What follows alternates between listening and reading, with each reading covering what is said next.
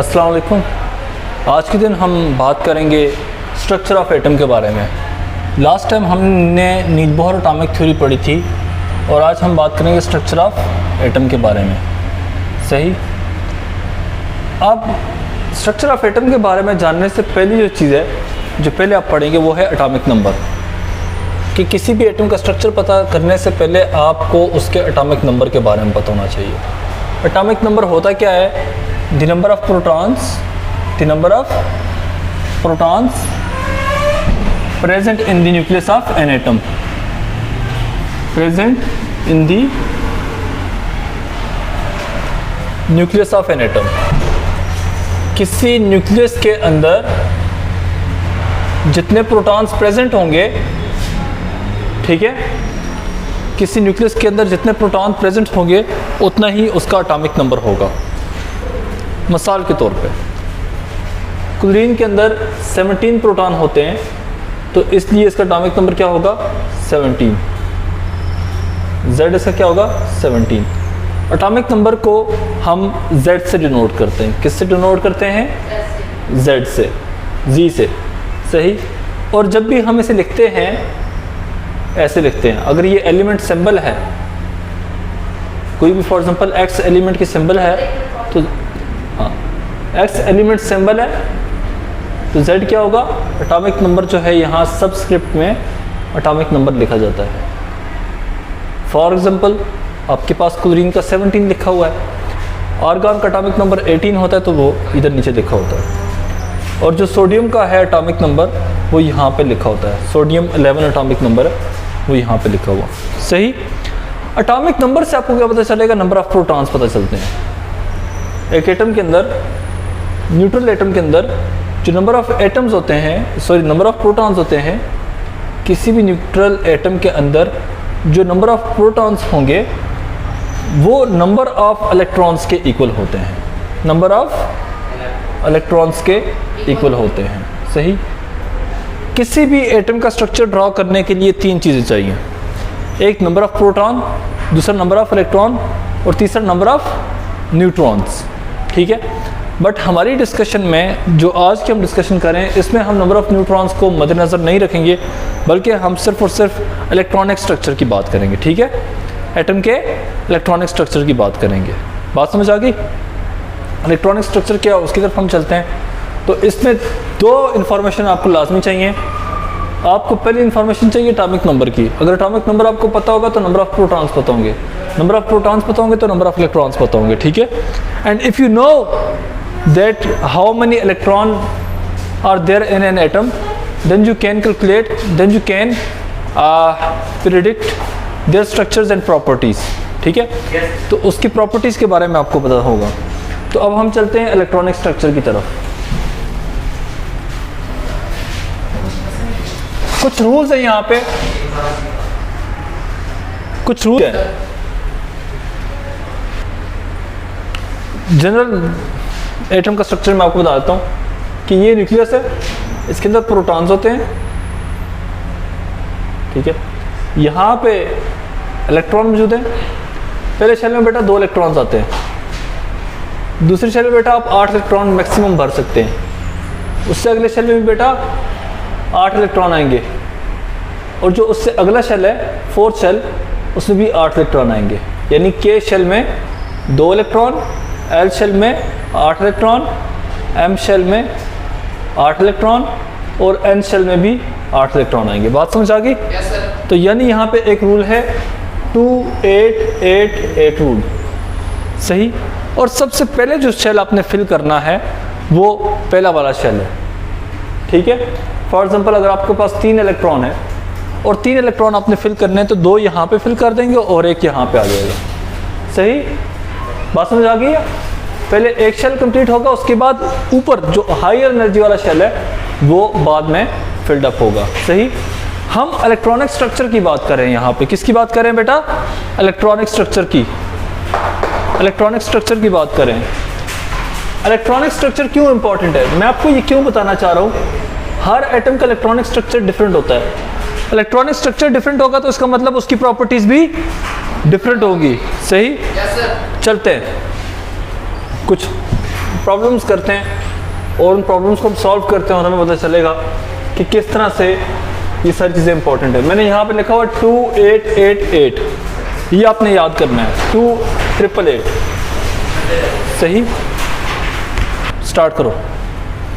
Okay, तो ये 2888 ये आपने रूल याद रखना है। पहले शेल में 2 इलेक्ट्रॉन और बाकी शेल्स में 8 इलेक्ट्रॉन, मैक्सिमम 8 इलेक्ट्रॉन्स आते हैं। सही, ये बेसिकली ये according to duplet and octet rule है। किस रूल के मुताबिक है? डुप्लेट और octet rule. We will discuss it later. Duplet mean 2 and octet mean 8। Okay, we will discuss it later. सही, इसको मैं एक अलग से मेरा पूरा लेक्चर होगा कल का या परसों का, जो इस पर मैं डिस्कस करूँगा। आज हम सिर्फ और सिर्फ एटॉमिक स्ट्रक्चर की बात करेंगे, इलेक्ट्रॉनिक स्ट्रक्चर या एटॉमिक स्ट्रक्चर की हम बात करेंगे। मिसाल के तौर पे कि आपको कहता है ड्रॉ स्ट्रक्चर ऑफ सोडियम, अच्छा मैग्नीशियम, एल्यूमिनियम, चले मैग्नीशियम नहीं करते बल्कि यहाँ पे कुछ और करता हूँ, कार्बन, ऑक्सीजन, बोरॉन। कहता है इन 4 एटम्स के आपने स्ट्रक्चर बनाने हैं। तो पहली बात जो आपको इन स्ट्रक्चर्स के बारे में पता होनी चाहिए वो क्या है? Atomic number. अगर आपको सोडियम का एटॉमिक नंबर पता है, एटॉमिक नंबर क्या है सोडियम का? 11। क्या है? 11। पीरियोडिक टेबल में आपको मिल जाएगा। पीरियोडिक टेबल में एटॉमिक नंबर कहाँ पे लिखा होता है? फॉर एग्जाम्पल ये सोडियम है, Na लिखा हुआ है तो 11 यहाँ पे लिखा होगा। पीरियोडिक टेबल में एटॉमिक नंबर ऊपर होता है। सही, बुक में जब भी एटॉमिक नंबर लिखा होगा वो ऐसे लिखा होगा Na11 करके नीचे लिखा होता है, मगर ये पीरियोडिक टेबल में एटॉमिक नंबर ये सेल के ऊपर लिखा होगा। सही, अब सोडियम का एटॉमिक नंबर 11 है तो आपने लिखा Z = 11। Atomic number 11, Z = 11। Protons कितने बेटा? 11। इलेक्ट्रॉन्स कितने? 11। ठीक है, के शेल में कितने इलेक्ट्रॉन आएंगे? 2 इलेक्ट्रॉन। ऐसे ही है, बाकी बच के कितने? 9 में से 8 इलेक्ट्रॉन जो है वो L शेल में आ जाएंगे और M शेल में 1 इलेक्ट्रॉन आ जाएगा। ओके, 2, 8 और 1 इलेक्ट्रॉन। बात समझ आ गई है?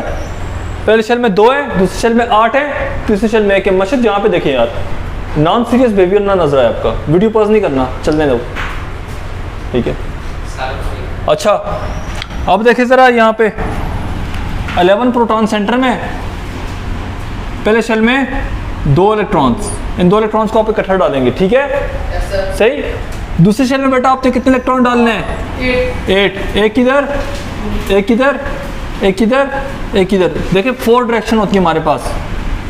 ठीक है, आप हमेशा ध्यान रखना कि आपने इलेक्ट्रॉन्स किस तरह ड्रॉ करना है। पहला यहाँ पे, दूसरा यहाँ पे, तीसरा यहाँ पे, चौथा यहाँ पे। एक इधर, एक इधर, एक इधर, एक इधर। ठीक है, उसके बाद सेकंड टाइम आपने पेयर अप करना है। 1, 2, 3, 4, 5वां फिर आप यहाँ पे डालेंगे। सेकंड टाइम आपने इसको क्या करना है? पेयर अप करना है। 5, 6, 7 और ये रहा 8। ठीक है, और उसके बाद आखिरी इलेक्ट्रॉन जो है वो इधर आ जाएगा। सही हो गया? ये सोडियम का एटम है।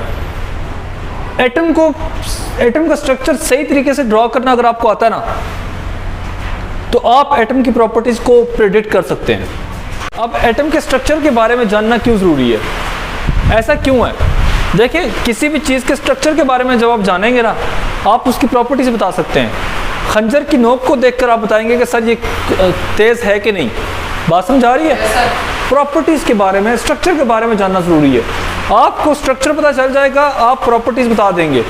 बंदे की शक्ल देख के समझ जाते हैं कि यार ये क्या करतूत करता है। बात समझ आ गई है? आप लोगों की शक्लें बता रही होती हैं आप लोगों की करतूत।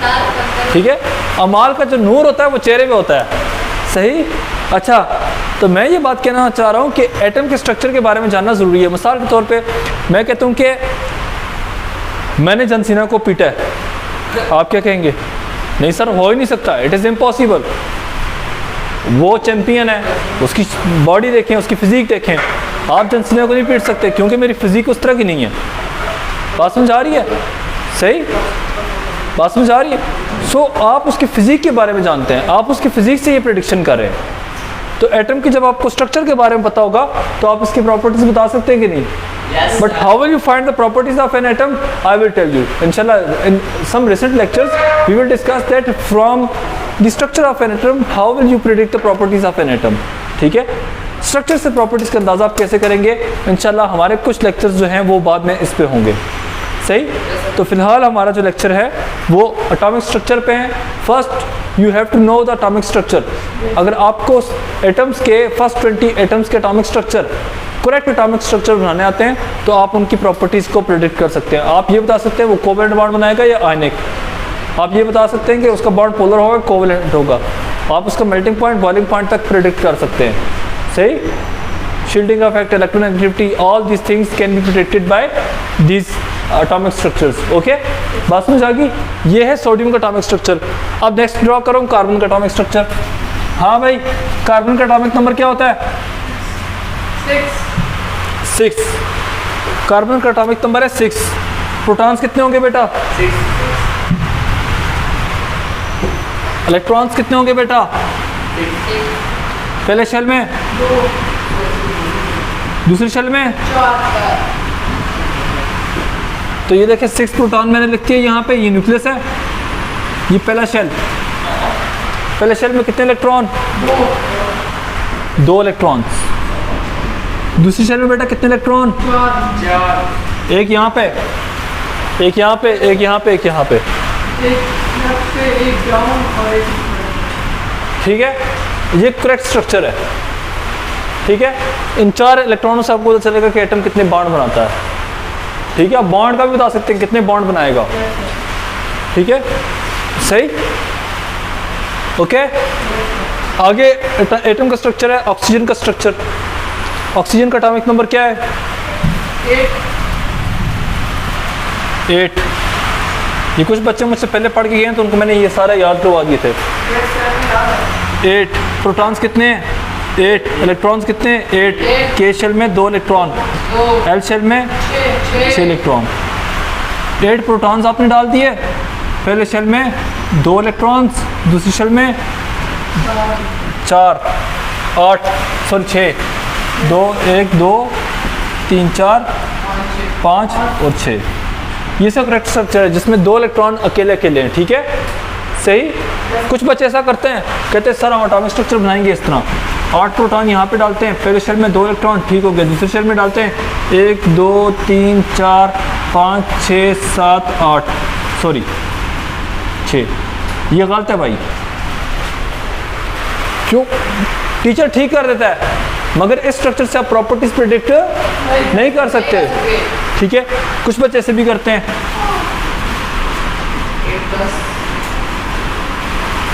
पहले शेल में 2 इलेक्ट्रॉन, 1 2 3 4 5 6। ये भी गलत है। प्रॉपर्टीज प्रेडिक्ट नहीं होती हैं इससे। इससे भी प्रॉपर्टीज प्रेडिक्ट नहीं होती हैं, इससे भी प्रॉपर्टीज प्रेडिक्ट होती है। प्रॉपर्टीज सिर्फ इससे प्रेडिक्ट होती हैं। बात समझ आ गई है? ऑल्दो के एग्जाम में बच्चे इस तरह भी बनाते हैं, इस तरह भी बनाते हैं, मगर these are wrong structures. Okay, correct structure ये है। Now let's move toward the other one, boron. बात करते हैं बोरॉन के बारे में। बोरॉन का एटॉमिक नंबर क्या है? 5 एटॉमिक नंबर है। 5 प्रोटॉन्स होंगे, 5 इलेक्ट्रॉन्स होंगे। पहले शेल में 2 इलेक्ट्रॉन, दूसरे शेल में 3 इलेक्ट्रॉन होंगे। तो 5 प्रोटॉन्स हैं, ये 2 इलेक्ट्रॉन पहले शेल में, 1 2 3। ठीक हो गया? स्ट्रक्चर समझ आया कि नहीं? सही। आपने क्या याद करना है? आपके जिम्मे क्या काम है? आपने घर जाके हाइड्रोजन से लेकर कैल्शियम तक